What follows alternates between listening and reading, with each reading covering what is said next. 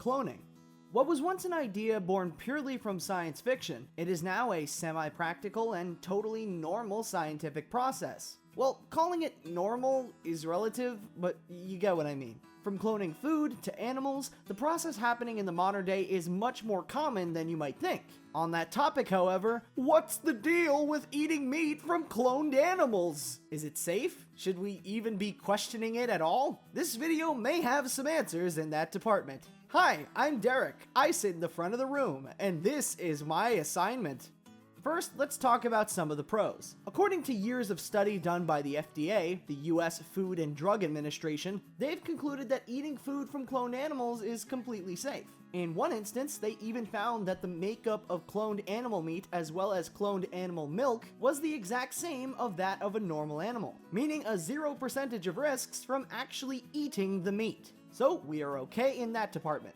You will not get superpowers from eating a cloned cow. Jumping off of that, cloning could also help with our dwindling food supply. You see, certain studies have shown that with the population of humanity increasing at such a rate, we are actually increasing far faster than our food supply. Cloning animals for food could in fact provide an answer to the dwindling supply. However, this is where we're going to switch over to the cons. Yeah, the pros section is pretty short, but the cons section has a lot more to go over. So let's first talk about the margin of error for cloning animals. So as I just said, there is a margin of error for cloning animals, like certain birth defects being more prevalent and issues that would require more attention.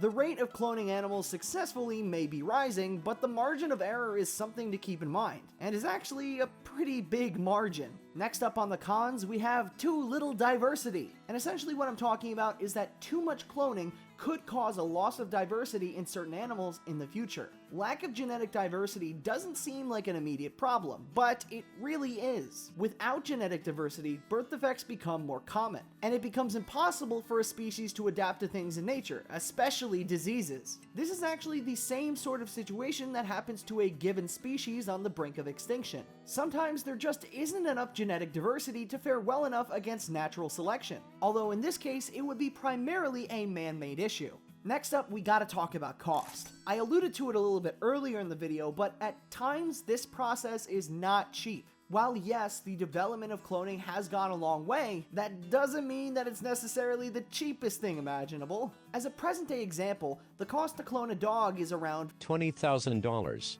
Unless this price point becomes cheaper in the future, or it's necessary to keep a dwindling species going, it's just simply not an economically practical choice. And with that, let's reach the conclusion. With the pros and cons in mind, what side would you place yourself on? Are you pro cloning of animals for food, or against it? When I first set out to do this project, I thought that there would be some sort of side effects of cloned meat, but there really isn't, like I said. The problem really comes from the fact that if we overdo cloning, more problems arise. So that's why I think it's really important to keep these things in mind in the future.